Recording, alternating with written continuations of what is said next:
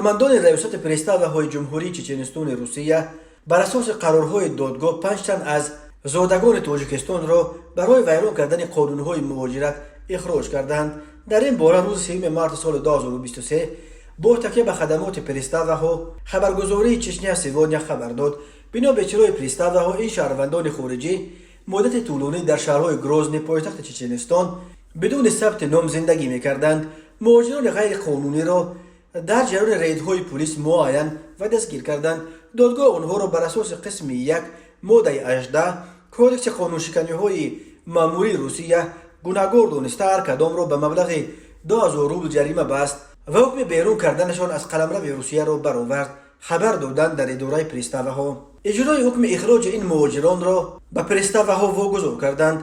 در پی تهیه اسناد لازم پرستاوهای مسئول اجرای قرارهای دادگاهی خارجیان قانونشکن را به فرودگاه‌های دمدید و شهر مسکو برده و آنها را به وطنشان پس فرستادند. طبق قانون مهاجران اخراج شده برای 5 سال آینده از حق ورود به قلمرو روسیه محروم گردیدند.